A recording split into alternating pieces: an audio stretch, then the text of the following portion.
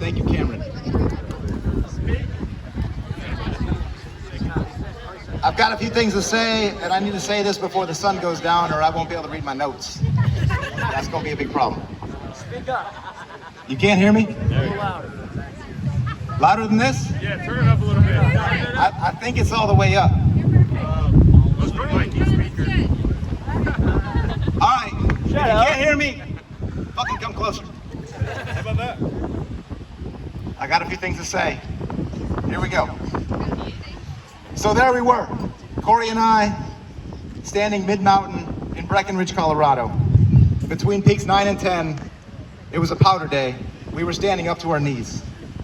We were surrounded by snow-covered pine trees, not another human in sight, and staring down at this 15-foot kicker about 100 yards below us. It was pretty daunting. What's a kicker? It's a huge jump. And Corey and I both knew we were gonna hit this jump. But the question was, who was gonna hit it first?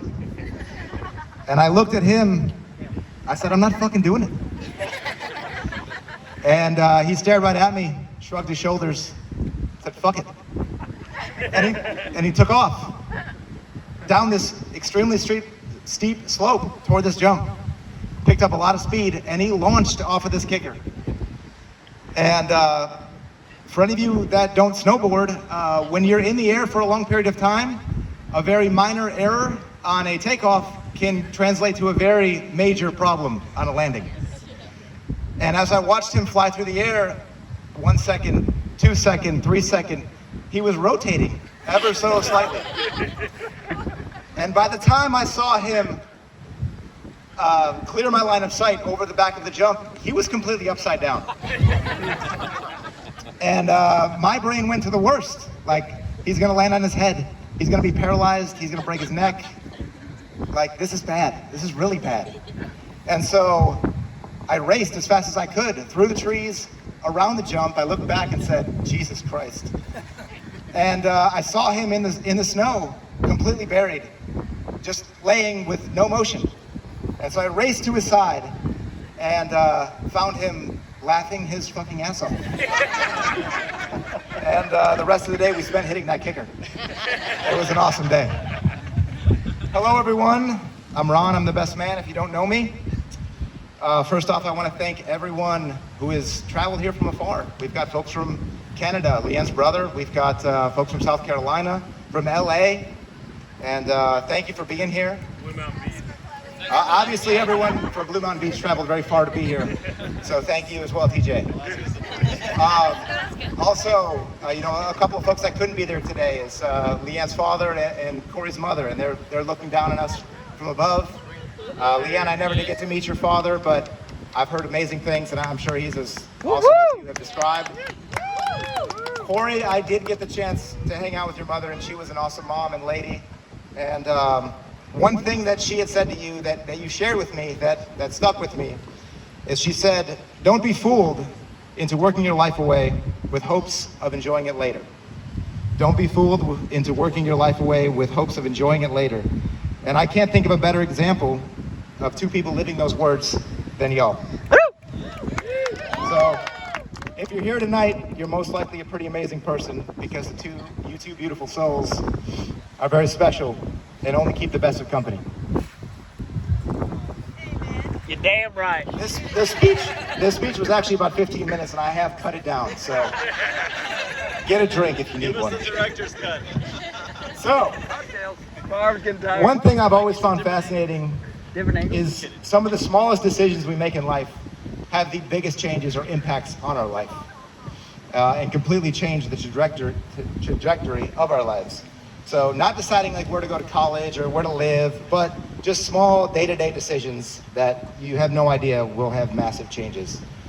I'm going to share a few of those with you today, but I feel that those decisions all boil down to one word, and that is fate.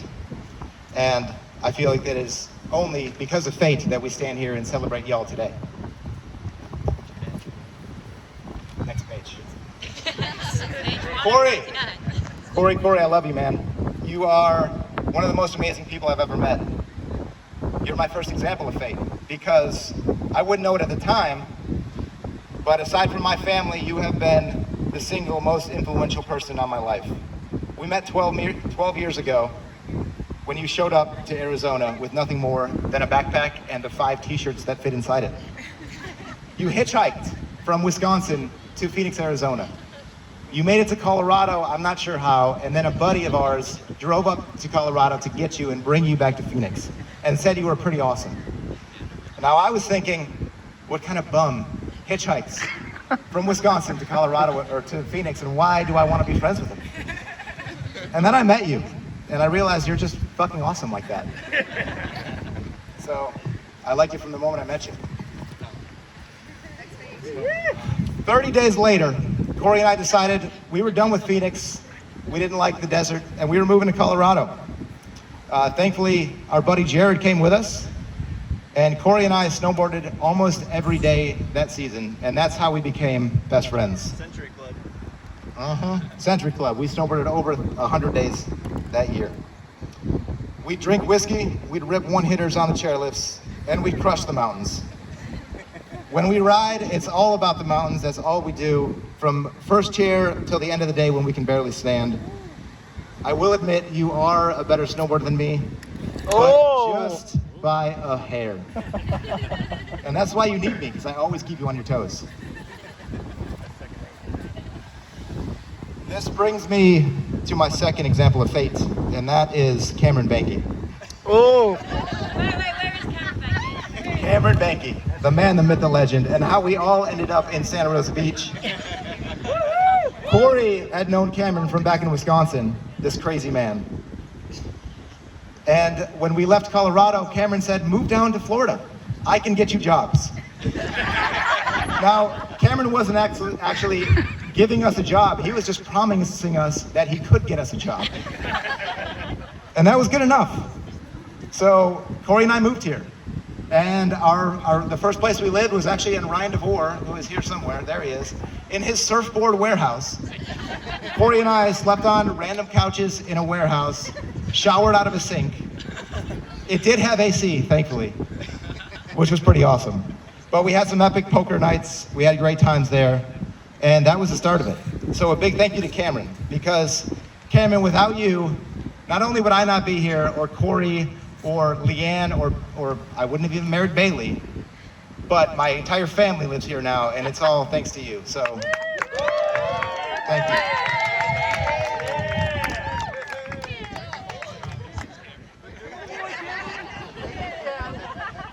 Corey is probably the most easygoing guy I've ever met. I don't think anyone has ever met this guy and not liked him. He goes with the flow, he's a great time no matter what, or who he's with, or what they're doing. He has a great sense of humor. That's why I love this guy. I love him like a brother. He's one of those give your shirt off his back kind of guys. He's there to console you at your lowest lows and to celebrate with you at your highest highs.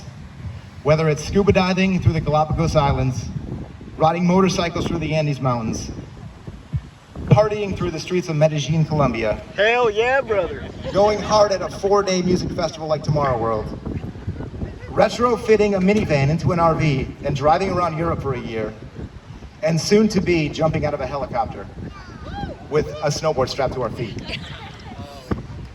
Corey's like Bud Light, he's up for whatever. And man, I look forward to adventuring with you the rest of my life.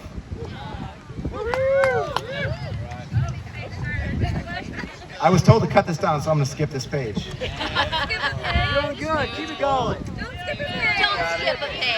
All right, y'all asked for it. Don't skip it. Now, Corey has made some bad decisions. Not every decision works out, and some turn out to be downright terrible. And Corey has made some terrible decisions. Now, I could go on these decisions, but I'm just gonna give you one example. So one time, Corey and I planned a trip to Ecuador. We planned to scuba dive the Galapagos Islands for a week, and then fly Bailey in to explore the mainland, the beaches and the mountains, for another week. However, a few days before the trip, Corey met this chick, and he showed some interest, and not wanting to be the third wheel of the trip with Bailey and I, he invited her along. Now, One thing I know about traveling is that the views and values of the travelers have to align in order for the trip to be successful. So, we spent half the trip exploring the way we love to, which is riding motorcycles through the mountains, zip lining, bungee jumping, mountain biking, and exploring waterfalls.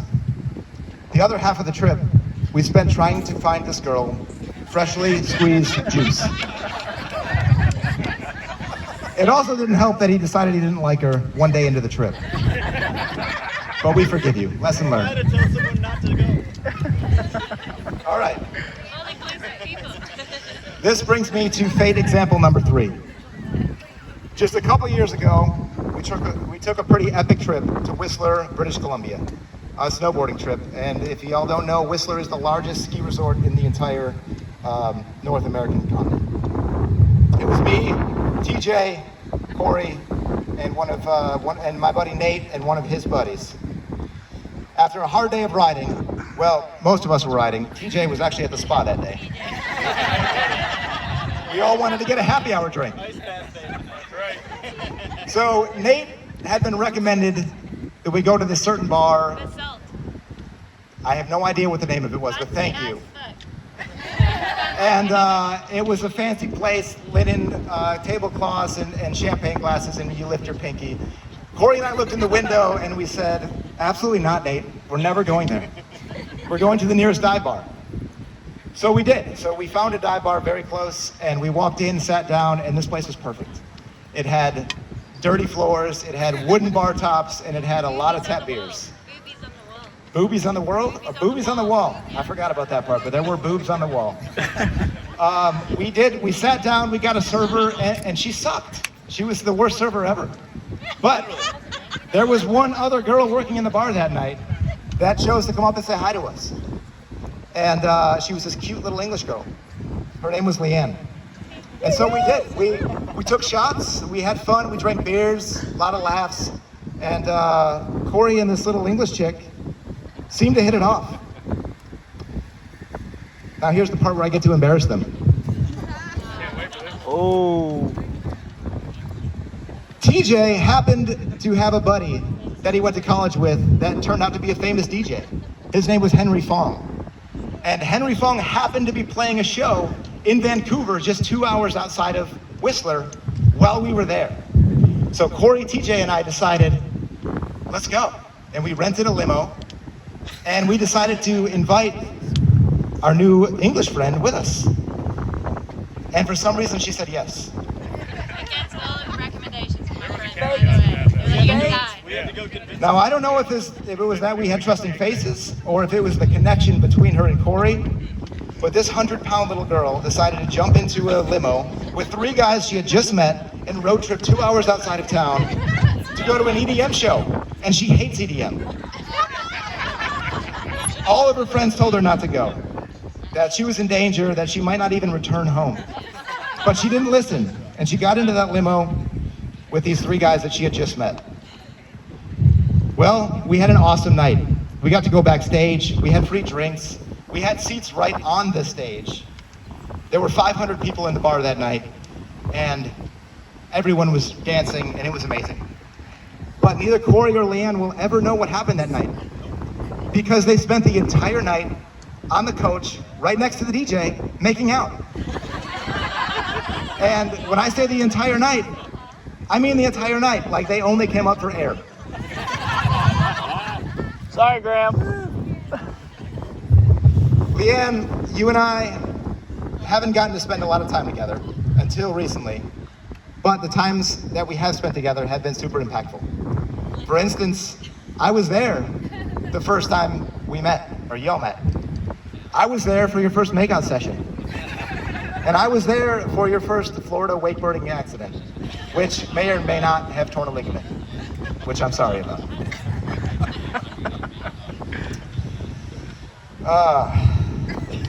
Hold on, I lost my place. But in all seriousness, what really brought us close together was all of the conversations that we've had while y'all were traveling in Europe. And it's at that time that I realized that y'all are perfect for each other. I mean, you watch this guy trying to wash his balls out of a bucket on the side of a highway. And you didn't leave him. So that means you're pretty awesome as well.